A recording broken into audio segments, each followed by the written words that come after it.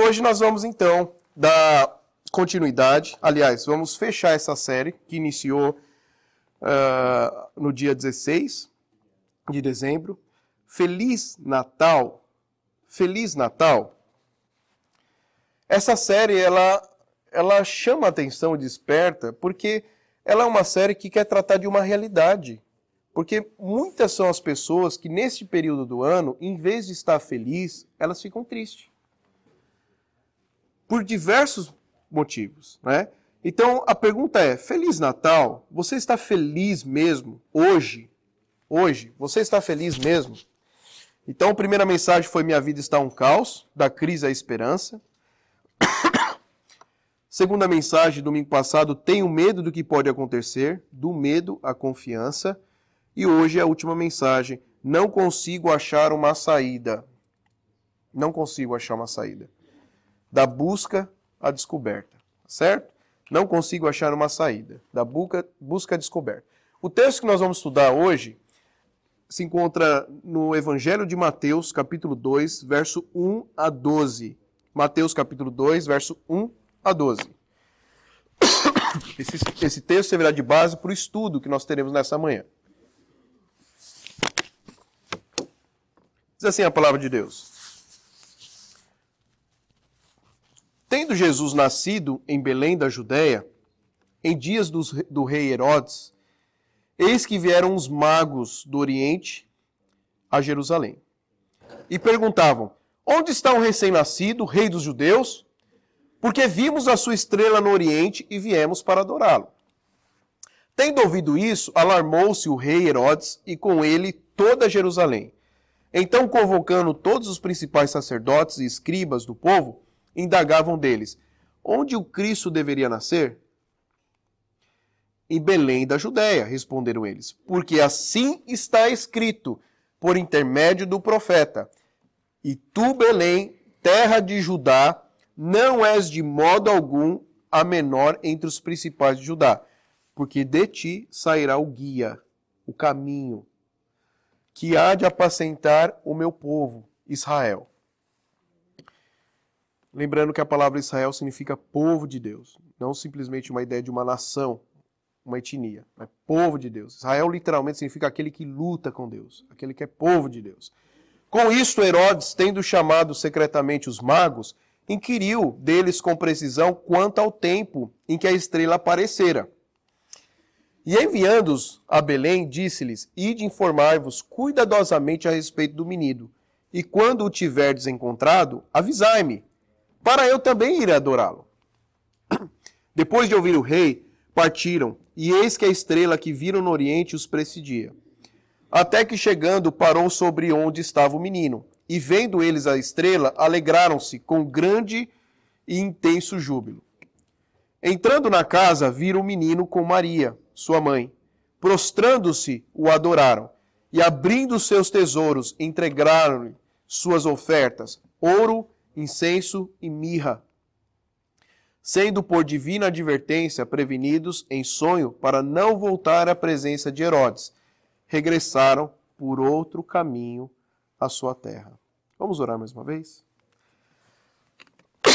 Querido Deus, bondoso Pai, nesse instante que a Tua palavra foi lida, nós rogamos como Teus servos e aqueles que ainda não Te conhecem, Pai, nós rogamos que o Senhor esteja iluminando, Pai, a mente, para que possamos sair daqui, Pai, com os nossos corações repletos de esperança, de verdadeira alegria, na certeza que Jesus, Pai, é o nosso único e suficiente Senhor e Salvador. Que as lutas que enfrentamos no dia a dia, Pai, não venham nos atormentar, mas possamos ter esperança e certeza que o Senhor está à frente de todas elas. Abençoe, Santo Deus, que a nossa mente e o nosso coração, nesse momento tão precioso, possa estar centrado tão somente nesse momento da ministração da Tua Palavra. É em nome de Jesus que nós oramos. Amém. Primeira mensagem, falamos fim de ano, em meio às muitas festas, as crises emergem, não é verdade? É interessante que no mesmo momento onde há muita celebração, há muita, assim, confraternização, há também muitas crises. É o momento onde as crises emergem, é onde nós começamos a pensar, olha, eu vou ter que ir para aquela festa onde eu vou encontrar pessoas que eu não quero encontrar, que eu evitei o ano inteiro, mas agora não vai ter como escapar, é a festa da família, eu vou ter que ir lá. Acontece isso. Ou é aquele momento onde você lembra que as pessoas que você ama, seus familiares queridos, estão a quilômetros de distância de você e você não vai poder nem dar um abraço, né? Um beijo neles. E isso também faz com que o nosso coração entre em crise. E também é aquele momento onde você lembra daqueles queridos que já não mais estão aqui entre nós. E você também, o coração enche de crise, enche de tristeza, aflição. Sem contar os problemas do dia a dia. Ou quando chega o final do ano, como nesse período, você começa a pensar em tudo o que aconteceu nesse ano. E olha que interessante, geralmente é aquilo de ruim é que vem mais na sua cabeça, não é assim? Ou aquilo que você planejou fazer e você não conseguiu. Então é fato que mesmo em momento de celebração, de alegria, que o nosso coração pode ficar em crise e fica. Além disso, nós percebemos que em meio a essas crises nós somos tomados pelo medo e o medo chega. E o medo chega. E nós aprendemos que quando o medo chega, a nossa probabilidade, a nossa reação geralmente é tomar decisões erradas. Nós aprendemos isso domingo passado. Vamos falar um pouco mais sobre isso, antes de iniciar a mensagem de hoje. E, por exemplo, como foi isso? Domingo passado nós falamos sobre o medo. Jesus está sendo anunciado, é a profecia de Isaías, Isaías capítulo 9, capítulo 7, falando uma profecia. O que está acontecendo aqui? Lembrando desse mapa de Israel. Após a morte do rei Salomão, o reino vai ser dividido em duas partes. Primeiro, o reino do norte, que vai ser conhecido também como Israel. E também, aí dividiu, 2 tribos e meias ficaram embaixo, e foi conhecido como Reino do Sul, ou também conhecido como Judá. Domingo passado nós vimos que o contexto da mensagem, onde fala, eis que a virgem conceberá e dará à luz a um filho, o contexto que eles estão passando é esse. Onde o reino do norte e o reino do sul estão divididos, e mais, a Síria, não é a Assíria, que foi da primeira mensagem. A Síria, ela faz uma união com o reino do norte, ela faz uma parceria com o reino do norte para atacar o reino do sul. E a mensagem deles é pro rei Acaz, que era o rei do reino do sul. Não tem como escapar. Nossos exércitos já estão na fronteira. Nós estamos já batendo na porta da sua casa e vamos arrombar. Não tem como fugir, não tem o que fazer. Nós vamos destruir você e seu reino. Essa era a mensagem. O contexto onde o profeta manda aquela mensagem para o povo de Deus, eis que a virgem conceberá e dará à luz a um filho, uma das promessas acerca de Jesus está sendo feito nesse contexto. E aí, o rei Acaz, a Bíblia fala, nós vimos no domingo passado, que ele entrou em desespero. Quando o medo assalta o coração, você toma atitudes erradas. Você faz aquilo que depois você vai se arrepender muito.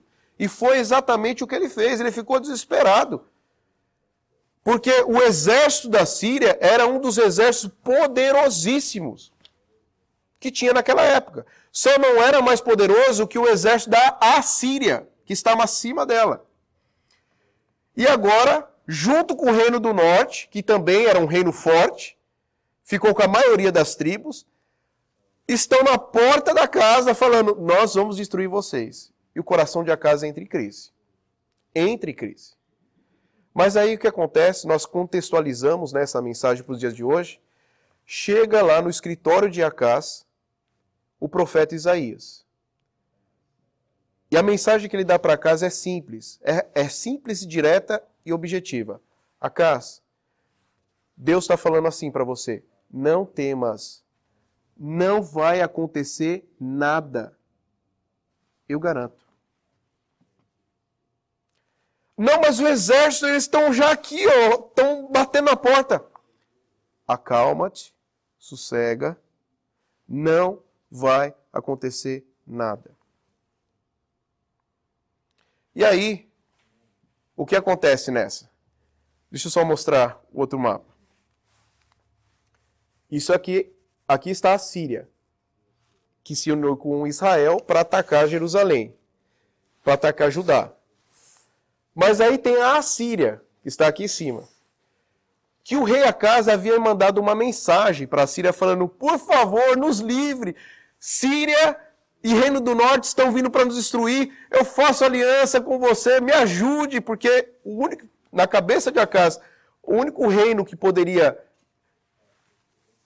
destruir tanto a Síria quanto o norte era a Síria, que tinha um dos exércitos mais poderosos daquela época.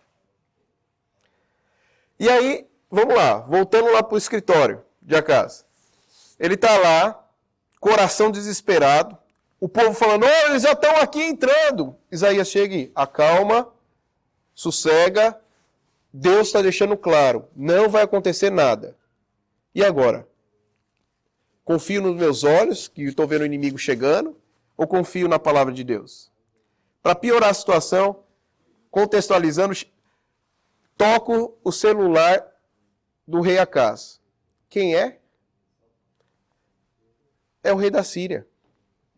Da Síria. Ele manda um mensageiro, né? Claro, contextualizando, toca o celular. É o rei da Síria dizendo assim, ó rei Acaz, sabe aquela proposta que você me fez? De eu ajudar você contra o exército da Síria e do Reino do Norte? Estava pensando aqui, não tenho nada para fazer, sabe? Eu pensei assim, em te ajudar. E aí é o seguinte, é só você falar que você quer fazer aliança comigo, que eu mando imediatamente todo o meu exército contra o Reino do Norte e a Síria e resolvo o seu problema. É pegar ou largar. E aí a situação fica pior. Porque assim, e agora? Eu confio na palavra de Deus? Ou eu confio na ajuda da Síria? E isso não é fácil. Se coloque no lugar de Acaz. Confiar na palavra de Deus exige fé. E o que é fé? Duas coisas que nós naturalmente temos dificuldade de fazer. Fé é disposição para esperar e disposição para obedecer. Duas coisas que nós vemos até nos nossos filhos, desde pequenininho, que não é natural de nós, é difícil. Esperar e obedecer. E por outro lado, você tem o rei da Síria falando assim, olha, tá aqui, ó, é só pegar, é só falar que eu resolvo o seu problema assim, ó. Aqui não precisa exercer fé. Aqui você vê na hora. Pensa aí, aquela dívida que você tem para pagar e tem que ser amanhã. Um você tem que exercer fé e confiar que Deus vai suprir, vai cuidar. O outro tá aqui, ó. Eu tô com o dinheiro aqui, ó. Cheira as notas aqui, ó. É só pegar. Vai ter que fazer aliança comigo. Perceba. Não é algo fácil. Servir a Deus, ser discípulo de Jesus, não é algo fácil. Ser frequentador de igreja pode ser fácil, mas ser discípulo de Jesus não é fácil. Não é. Porque essas propostas assirianas da Síria, nós nos deparamos com ela todos os dias, todas as semanas. E a nossa fé é testada. E aí, o que eu faço? Mas olha, é essa hora que eu falo, olha a generosidade de Deus. Deus pega e fala assim, olha, eu sei que a tentação é grande aí, né? Porque a Síria já está assim, ó, só falar que eu mando os exércitos. Vamos fazer o seguinte, aí Isaías fala para ele assim, ó, para Acaz, faz o seguinte, Acaz, pede um sinal. Pede um sinal. E olha, se você lê a Bíblia de frente a verso, de trás para frente, você vai ver que pouquíssimas vezes Deus falou isso. Pede um sinal. Faz prova de mim. Pelo contrário, quando alguém faz isso sem Deus falar, isso é tentar a Deus. Mas em momentos especiais, você vê na Bíblia que o próprio Deus fala faz prova de mim. E quando ele fala, isso não é pecado, não é provar Deus. Porque ele está falando, faz prova de mim. E Deus faz isso, chega para ele a casa. Eu sei que seu coração está agitado, eu sei que você está vendo os inimigos já batendo na sua porta, eu sei que você tem uma proposta aqui que é palpável, é visível, mas pede um sinal. Se você tem dúvida ainda do que eu falei para você acalmar, tudo que nada vai acontecer, pede um sinal. Aliás, o próprio nome do profeta já é a mensagem, porque o nome Isaías significa só o Senhor salva. Só o Senhor salva. Não é a Síria, não é Reino do Norte, não é Síria, não é Egito, só o Senhor salva. Pede um sinal. E Acaz responde arrogantemente, não pedirei, nem tentarei ao Senhor. E nós sabemos que depois ele faz aliança com a Síria. E aí, o que é fantástico também é que nessa hora Deus fala assim, pois é, você não quer pedir o sinal, mas quem manda não é você, sou eu. Eu vou dar o sinal. E é aí que ele dá a promessa da vinda de Jesus. Eis que a Virgem conceberá e dará à luz a um filho. E aí a promessa dizendo, o Salvador está chegando. Não é a Síria que vai salvar você, não é o seu jeitinho brasileiro, não é os seus amiguinhos, não é o seu chefe, não é a sua empresa que você confia. O Salvador está chegando. Só Ele pode salvar você e a sua vida. Você não quer um sinal, mas eu estou mandando. Jesus está vindo.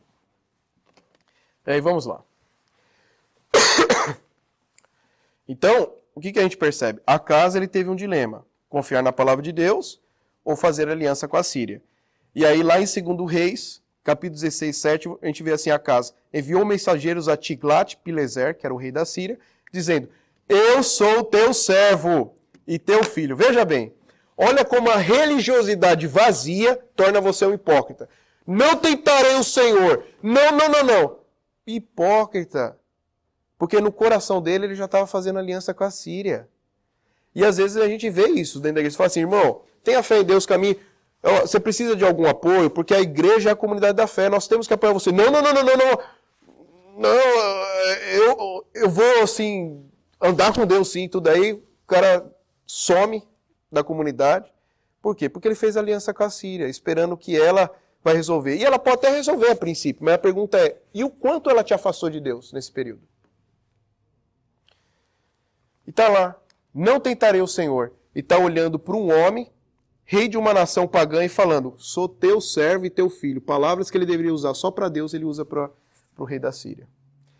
Em contraste, nós vimos no domingo passado que a Bíblia nos mostra que nem todos fazem aliança com a Síria. Porque lá no Novo Testamento nós vamos ver um jovem rapaz que passou também por um teste, mas ele toma uma decisão contrária de Acaz.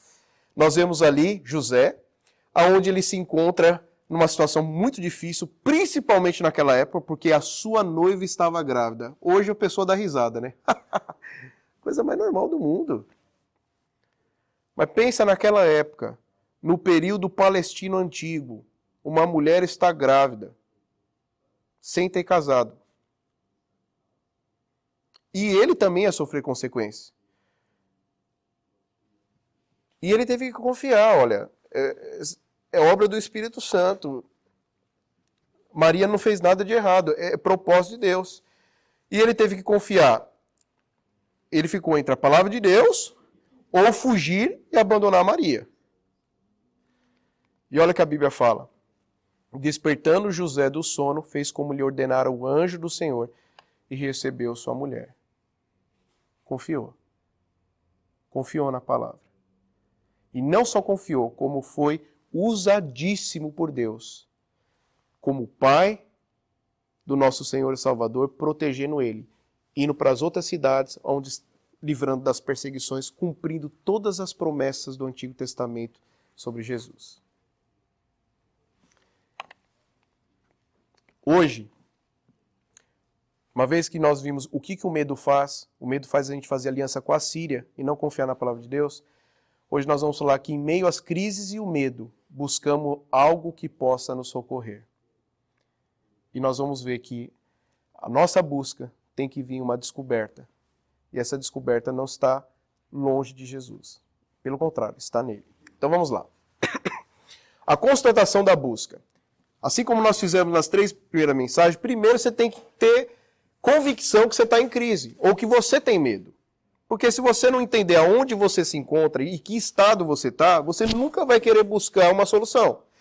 Então, olha que interessante. Talvez você pense assim, não, eu já estou satisfeito com a minha vida, sabe, já tenho meu emprego bom, já tenho uma estabilidade, já tenho... até nesse país aqui já estou legalizado, já está tudo tranquilo. Então, assim, eu não tenho nada assim para almejar, buscar. É verdade? Então, olha lá, você vai perceber aqui que todos nós temos uma busca incansável dentro de nós.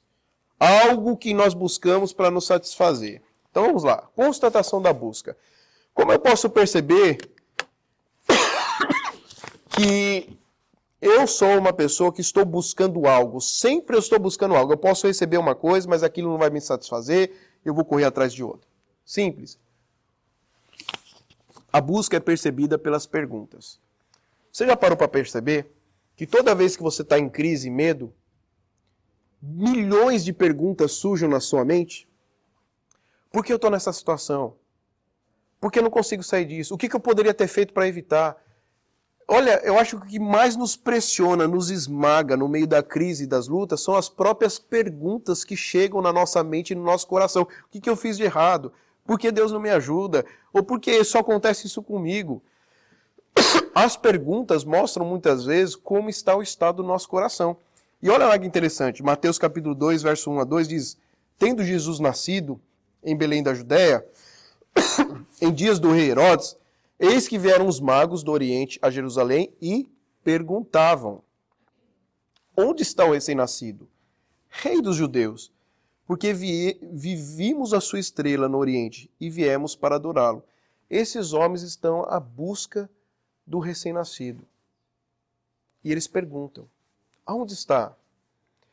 E às vezes a gente é tentado a olhar para aqueles presépios bonitos de final de ano e tentar aprender a Bíblia através dessas imagens, em vez de olhar para as Escrituras, né? E aí você pode cometer alguns erros. Por exemplo, às vezes a gente vê aqueles presépios bonitinhos, e eu acho muito bonito mesmo, estou falando sério. Mas às vezes eles têm propriedade bíblica, teológica e histórica. Por exemplo, você vê lá naquele presépio assim, os magos, né, tudo bonitinho, aquela manjedoura, as crianças, mas a Bíblia nos relata que não foi bem assim. Quando Jesus nasce, demora um período entre um ano e meio a 2 anos para os magos visitarem ele. Tanto é que quando Herodes começa a perguntar para eles, olha, quando vocês viram a estrela, a estimativa era de um ano e meio, 2 anos. As crianças de 2 anos para baixo deveriam ser eliminadas. Não foi imediato. Lucas capítulo 2 vai nos relatar que os pastores, os anjos que chegam para os pastores e anunciam a vinda do Salvador, os pastores do campo vão visitar ele quando ele estava ainda na estrebaria. Mas os magos, o próprio texto bíblico nos fala aqui nessa passagem que foi visitar, eles já estavam numa casa. Já tinha passado 1 ano e meio, 2 anos. E esses homens estão cerca de 1 ano e meio a 2 anos buscando. E buscando o quê? Nós queremos achar aquele que nasceu, que é o rei dos judeus. Todos nós temos uma busca. E olha lá. Uma coisa importante para nós entendermos esse texto e para aplicar para a nossa vida prática é: quem eram esses magos? Porque a nossa religiosidade vazia, sem Bíblia, sem Deus, sem poder do Espírito, muitas vezes nos leva já a pensar assim: esses magos eram pessoas crentes, eram pessoas assim que estavam assim orando de joelho, vem Messias, né? Vamos ver quem eram esses magos. Vamos dar uma olhada. Quem eram esses magos que a Bíblia fala? Primeiramente, a tradição católica romana até acrescenta dizendo que eram 3 reis magos. 3 reis magos. Mas a Bíblia em nenhum momento fala que era rei, que eles eram reis. Não tem isso. E outros falam que eram 3. Outra coisa, a Bíblia não fala quanto eram. Foram 3 os presentes, mas não fala o número de magos. Podia ser 3, podia ser 2, podia ser mais. 1 não podia, porque está no plural. Mas quem eram esses magos? Primeiro, eles eram como se fosse hoje aqueles astrólogos. E principalmente naquela época, eram aquelas pessoas que olhavam para as estrelas e através das estrelas eles procuravam achar o propósito da vida, o destino do mundo, as coisas que iam acontecer. São os astrólogos de hoje.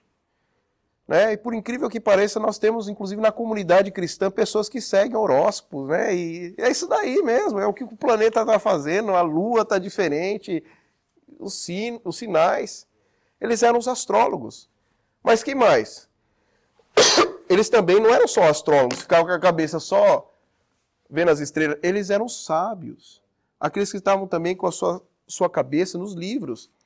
Tanto é que quando surgem essas estrelas, eles conectam com o rei dos judeus. Por quê? Porque eles estudavam.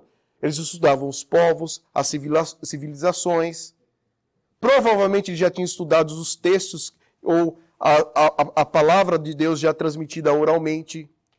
Eles já sabiam acerca do Messias. Por quê? Eles eram sábios.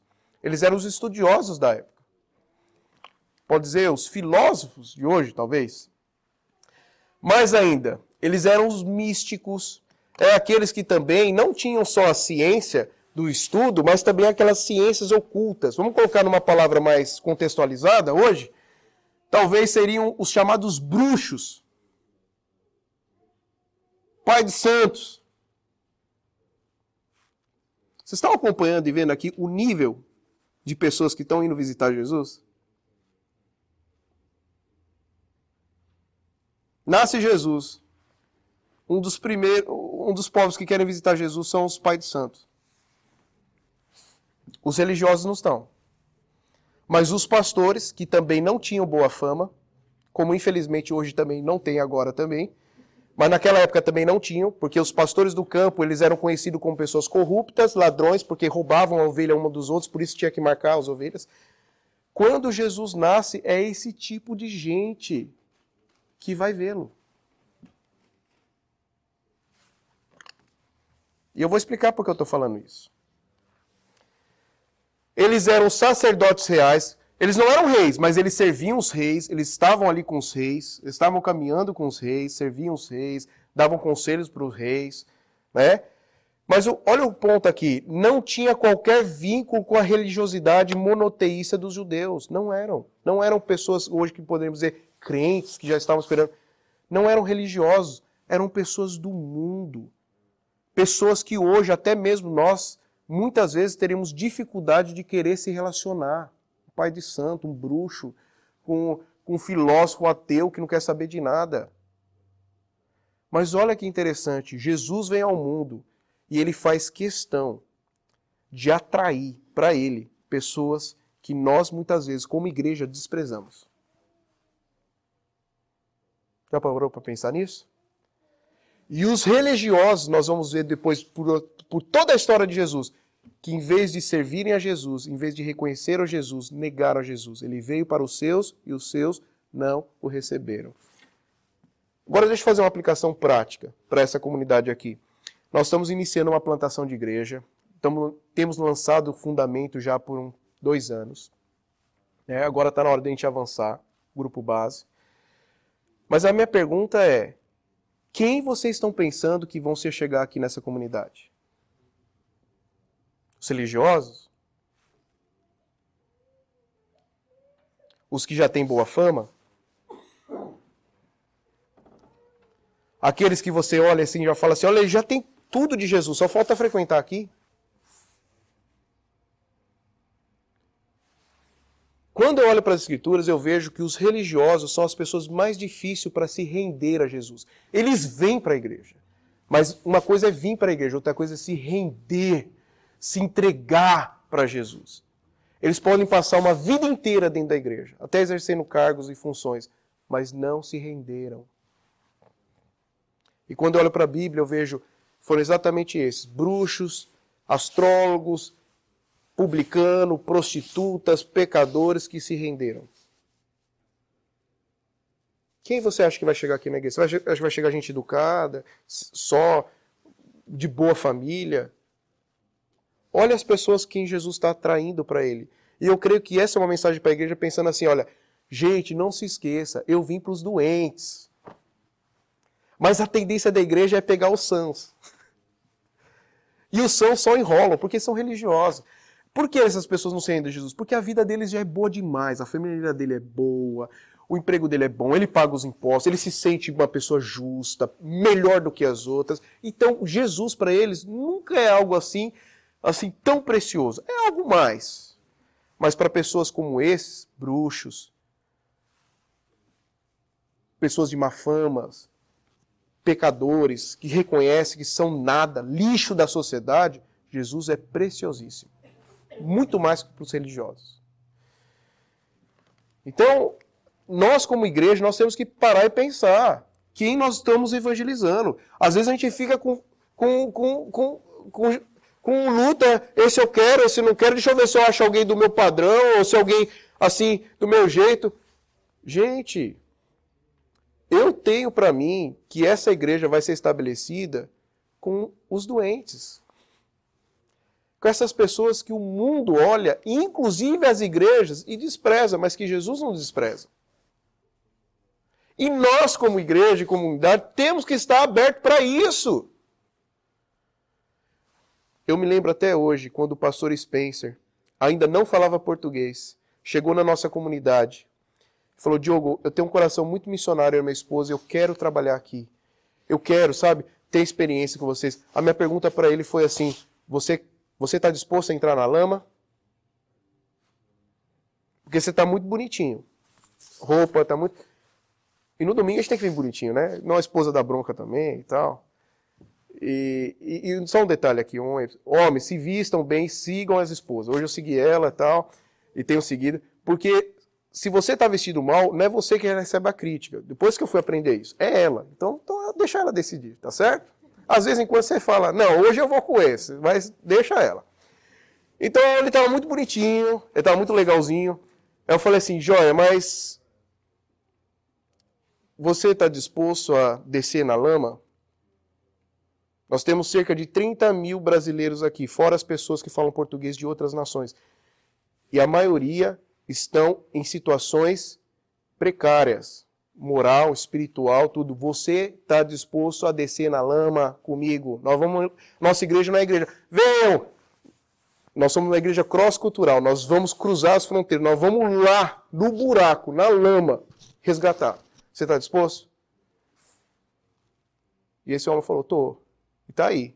Em 4 meses, Deus deu a graça dele aprender português. Em 6 meses, pregou a primeira mensagem em português.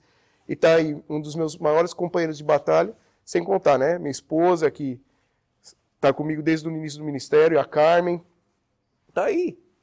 E Deus foi enviando outros guerreiros. Outras pessoas que estão dispostas a arregaçar a manga e a barra da calça e entrar na lama. Por quê? Porque Jesus veio para os doentes. Se nós formos seletivos, se nós queremos só chamar para essa igreja e levar o evangelho para quem já é religioso, nós estamos perdidos. Essa igreja nunca vai se estabelecer.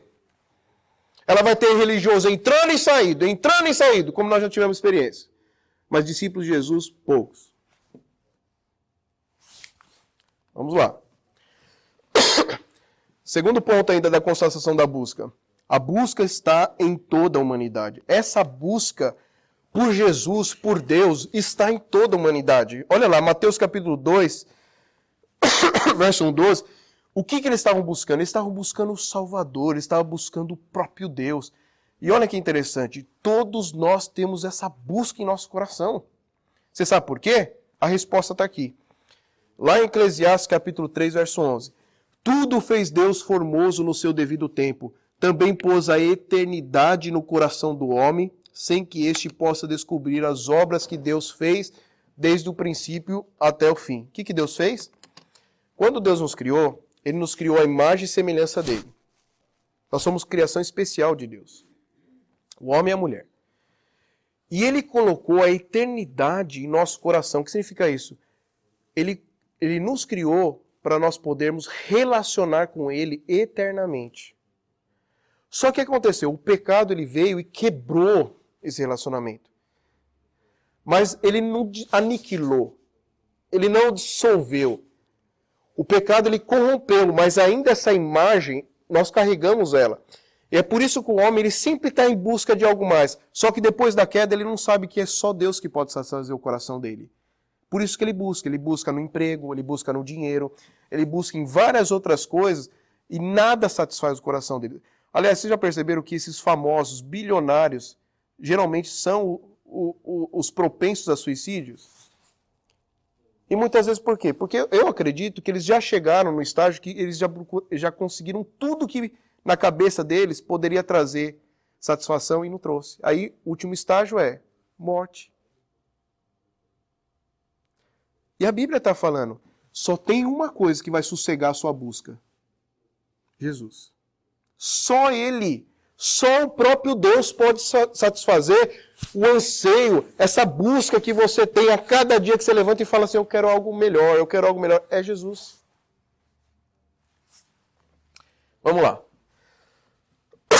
Fonte de buscas infindáveis. Mas como nós somos teimosos, como nós somos pecadores, como mesmo regenerados ainda, às vezes, somos influenciados pelo velho homem, o que nós buscamos? Fama e sucesso. Não quero saber de Jesus, não. Se eu achar fama e sucesso, isso vai me satisfazer. Dinheiros e bens. Irmãos, vamos ser realistas, nós somos imigrantes. A maioria dos imigrantes vem com um propósito aqui, não é de evangelizar, não. E nem de servir a Jesus. O propósito aqui é isso aí. Vamos ser honestos. E tem pecado nisso? Pode ter. Se isso for o que está no seu coração em primeiro lugar, é. Porque trabalhar e ter dinheiro, quem instituiu o trabalho foi Deus. O trabalho deve ser para glorificar a Deus e trazer dignidade e sustento para o homem e sua família.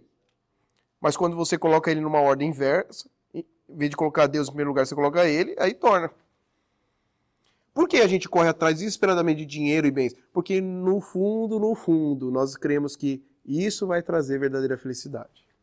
Não Jesus. Ou prazer e aventura. Né? Tem gente que é doida por isso, né?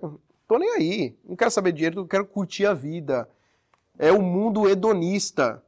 O que significa hedonista? O prazer acima de tudo. E tá aí nas músicas, né? Quem é da minha época mais antiga, de jovem aí, eu só quero é ser feliz. E o quê? Andar tranquilamente, né? Eu só quero ser feliz. O mundo hedonista, o prazer em si mesmo, como foco. Ou amor e aceitação. E a pessoa fica atrás das pessoas, você me ama, se você não... Aquelas pessoas complexas, que ela está sempre achando que alguém tá alguma coisa com ela, ou não ama ela, ou não aceita ela. São aquelas pessoas que vivem a vida inteira complexada, se sentindo mal amada, buscando aceitação. Por quê? Porque ainda não entendeu do amor de Jesus, que é completo, perfeito e inigualável. Ou filosofia em religião. E aí que eu bato firme aqui. Tanto a licenciosidade, o que é a licenciosidade? É o outro extremo da religiosidade.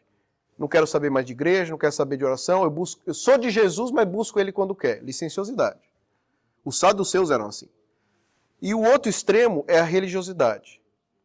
Que não confia no amor de Deus, que não confia no que Cristo fez na cruz, que ele confia nos atos religiosos dele é que pode conquistar o amor de Deus. Esses sempre foram os dois inimigos da cruz de Cristo. E as pessoas ficam usando a religião para isso. Ora está religioso, ora é licencioso, mas a pergunta é, e discípulo de Jesus, quando que você foi na sua vida? Quando você foi? Discípulo de Jesus, para valer, caminhar com Jesus, quando é que você foi na sua vida? Se foi.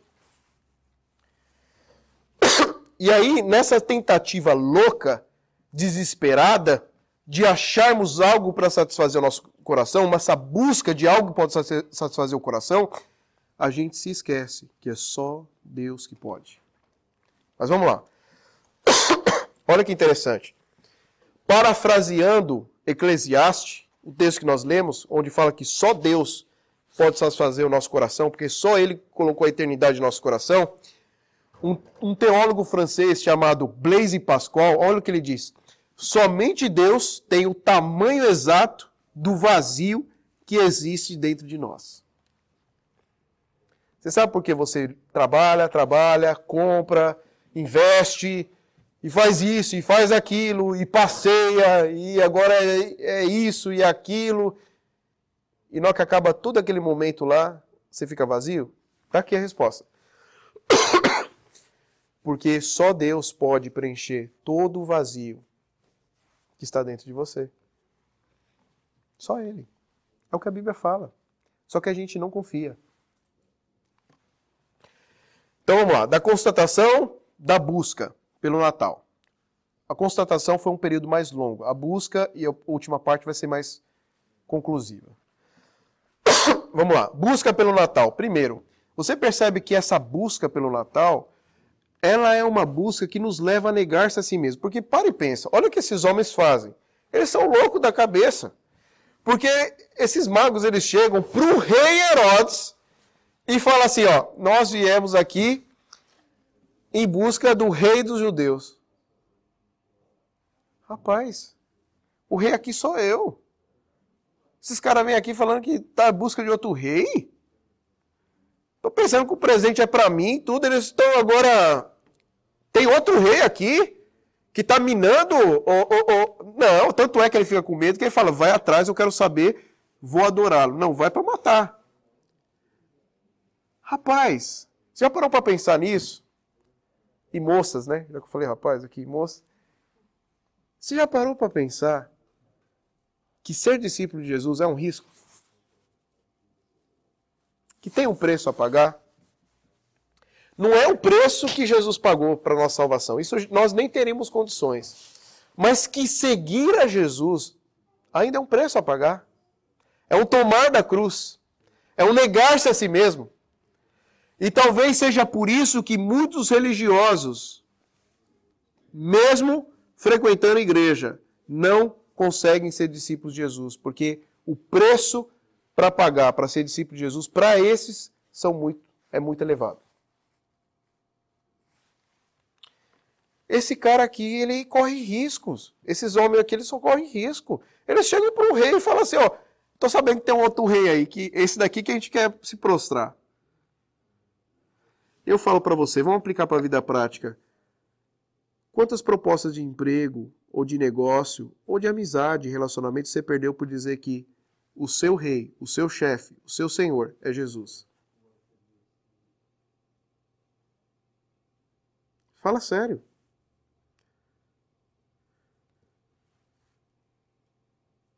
Dependendo da profissão que você exerce, se você dizer que você é simpatizante, você já é mandado embora. Quanto mais dizer que você é servo de Jesus.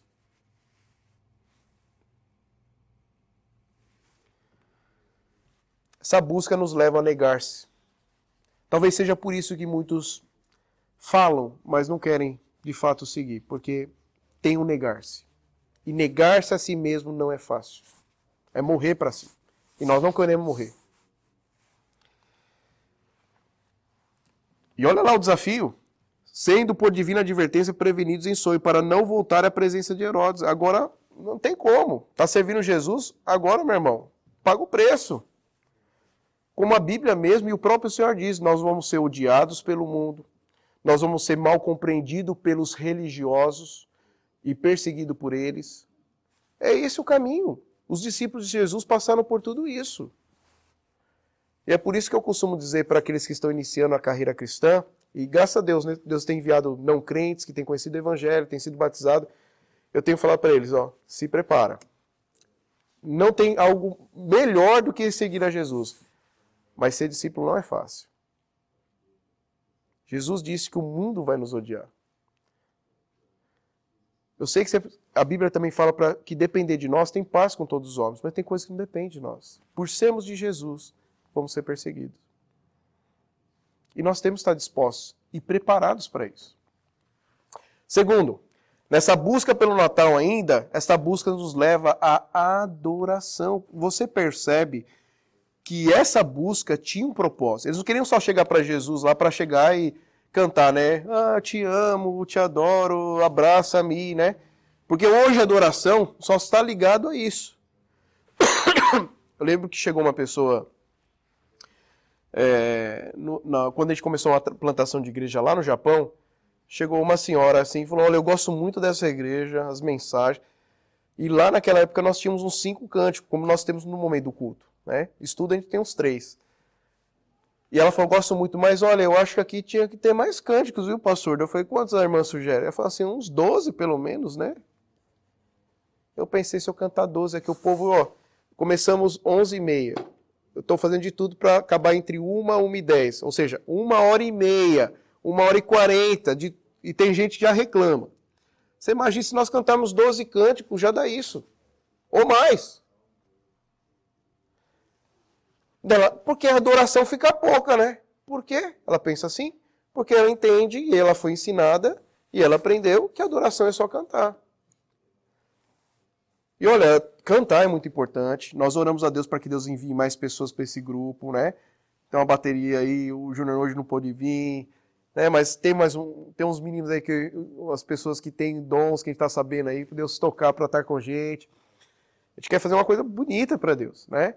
Mas a adoração não se limita a isso. A palavra adoração, tanto no Antigo e Novo Testamento, significa render-se, prostrar-se, se entregar. Você pode vir para o culto cantar 30 cânticos. Se você não louva a Deus e se rende a Deus lá na sua casa, com a sua esposa, com seu marido, com seus filhos, com seus pais, isso é culto hipócrita. Você pode fazer uma vigília só de cântico. Se você no seu serviço é trambiqueiro, enrolado, trata mal seus funcionários, tenta enganar seu chefe, você pode cantar até morrer. Isso nem chega para Deus, com aroma suave ou aceitação. Adorar é render-se, e não um momento, é render-se uma vida inteira para Deus. Tudo. E olha que interessante, esses magos, eles chegam para adorar a Jesus e eles entregam 3 presentes. Estamos já indo, caminhando. Ouro, que significava o quê? Realeza. Ouro era presente dado a rei. Realeza. Incenso, que era presente dado ao sacerdote que representava as divindades pagãs. Ele é rei, ele é Deus. Mirra. E esse daqui que me deixa assim, que coisa doida é essa, né? Por isso que o evangelho é loucura para alguns mesmo. Mirra significava a morte. Vamos contextualizar. A Valércia, a Carmen, nossas 2 irmãs estão grávidas. Vamos fazer um chá de bebê para elas. As meninas levam presente, e chupeta, fralda, a gente faz aquela festa para elas, né? Eu chego lá e dou um presente para cada uma delas, uma lápide, de colocar no túmulo, com o nome do filho dela e da filha dela. E é sério, não estou falando brincadeira, então aí, de presente. Vocês já viram um negócio desse? Vocês já ouviram falar disso? Num chá de bebê, alguém levar uma lápide para botar lá no cemitério, lá no túmulo do nome do filho? Loucura! Falta de juízo, falta de bom senso. Mas a mirra era usada no momento fúnebre. Se passava no corpo para a pessoa ser enterrada. Olha que interessante. Nos 3 presentes, um deles apontava, ele é rei, ele é Deus, mas ele é aquele que vai morrer por você. Ele é aquele que vai entregar a sua vida. Ele é um rei diferente, ele não é um rei que vai conquistar o seu reino derramando o sangue dos outros. Não, esse rei é diferente. Ele conquista seu reino derramando o seu próprio sangue. E um dos presentes, quando ele nasce, já aponta para isso. Mas mais ainda, a mirra também era um presente dado a um profeta, porque o profeta que tinha essa responsabilidade, muitas vezes de ungir um rei, né, também era usado mirra. Então olha que interessante, esses 3 presentes, eles simbolizam os 3 ofícios de Cristo. Ele é rei, ele é sacerdote e ele é profeta. Vamos lá. Mateus 13:44. O reino dos céus é semelhante a um tesouro oculto no campo, o qual certo homem, tendo achado, escondeu, e transbordante de alegria, vai e vende tudo o que tem e compra aquele campo. Você vê que esses magos vão e eles se rendem. E olha que coisa, se esses homens eram pessoas do mundo, bruxos, servos de reis, percebam, uma vez que eles se prostraram a Jesus, se adoraram, eles não podem ser mais o mesmo. Porque uma vez que eles reconheceram Jesus como reis, como eles vão trabalhar com os outros reis? Não tem como. O preço que esses homens estão pagando, veja bem, não são os religiosos da época que reconhecem que Jesus é rei, que ele é Deus e que ele é o sacrifício por nós. São os bruxos, são as prostitutas, são os publicanos, são os pastores, são os desprezados. E eles entregam tudo. É como essa passagem de Mateus 13:44. É um homem que vê assim um campo assim, pega tudo o que tem e vai lá e vende. Eu fico pensando aqui, ó. Contextualiza aqui, meu irmão. Às vezes a gente lê a Bíblia de maneira muito simplista, mas contextualiza aqui, ó. Pensa você pegar todas as suas economias e convencer sua esposa a falar assim, olha, tudo que nós temos, vamos pegar e comprar aquele terreno ali. É loucura, né? É o que o cara está fazendo aqui. E as pessoas olham assim, mas esse terreno não tem nada. O que tem? Pois é, para as pessoas não tem, mas esse homem sabe que tem um tesouro ali inigualável. O reino de Deus é assim. A gente fala assim, ó, Jesus é a maior preciosidade, Jesus é a riqueza. As pessoas que estão mortas nos seus delitos e seus pecados olham e falam assim, não tem nada aqui. Isso é um terreno vazio, largado, não vale nada. Mas para nós vale tudo. O reino de Deus é assim. Não espere que essas pessoas sem Jesus vão dizer para você, bravo, olha, que bom que você segue a Jesus, que bom que você está agarrado mesmo nessa missão para fazer. Eles vão olhar para você e falando assim, que perdedor, que desperdiçador, olha aí, ó, gastando, investindo tudo que ele tem, num terreno vazio, largado, sem valor. É isso. Mas por outro lado, olha o que nós temos da parte de Deus. Nós conseguimos enxergar pelos olhos da fé que para as pessoas pode valer nada, mas para nós vale muito. É Jesus. Mateus 13, 45, 46. O reino dos céus é também semelhante a um que negocia e procura boas pérolas. E tendo achado uma pérola de grande valor, vende tudo o que possui e compra. Olha lá. Mais uma vez. É tão preciosa essa mensagem, Jesus é tão precioso, que ele é a coisa mais valorosa da nossa vida. E eu vou falar para você uma ilustração bem clara para a gente explicar isso. Olha como que nossa vida, a gente fala que nós entregamos tudo para Deus e nós não entregamos. E nós não entregamos. É que nem aquela história do vendedor, que ele tinha na loja dele assim, uma joia muito valiosa e preciosa. E chega um cliente e fala assim, nossa, olha, eu quero essa... Eu quero essa joia. Não, essa joia eu tenho que ter. Eu quero essa joia. Fala, não, essa joia não está para vender. Essa joia eu deixo aqui para mostra, mas ela não vendo ela. Não tem preço. Não, eu dou tudo por essa. Eu dou tudo. Alguns podem até pensar que era um anel do Sméagol, né? Então, do Senhor dos Anéis. Eu quero joia preciosa, eu dou tudo. Aí o vendedor fala, é mesmo, você dá tudo? Então tá bom, então quanto você me dá? Ele pegou tudo que tinha no bolso, tá aqui, ó. Isso aqui tudo. Ele falou, isso é tudo que você tem? Ele falou, tudo que eu tenho aqui. Ah, então não é tudo. Você falou tudo que tem aqui. Você tem em outro lugar? Ah, eu tenho no banco. Então fala o seguinte, você falou que ia dar tudo. Então vai lá no seu banco, pega tudo que você tem lá e traz aqui. Daí ele falou, mas se eu pegar tudo que eu tenho lá, eu não consigo manter minha casa. Ah, então você tem casa. Você tem casa também? Então fala o seguinte, não vai lá só no banco, vai também, vende a sua casa e traz tudo. Mas se eu vender a casa, mas se eu não tiver como manter minha casa, eu tenho que também vender meu carro. Ah, você também tem carro? Então faz favor, Veio também lá para vender o carro. Mas se eu vender o carro, então a minha mulher e meus filhos me largam. Fala, então você também tem mulher e também tem filhos?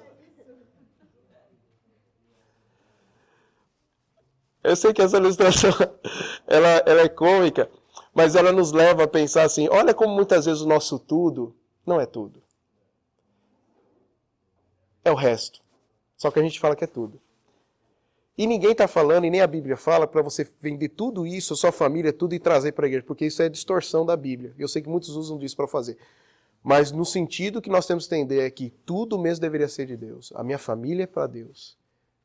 Os meus bens são para Deus. E não só para eu ter conforto em mim, mas pensar, como essa casa que Deus me deu, eu posso servir a Deus com missões. Eu posso trazer pessoas aqui, posso evangelizar, eu posso abrigar pessoas que às vezes estão passando por apuros. O meu carro, como que eu posso servir, dar carona, visitar alguém?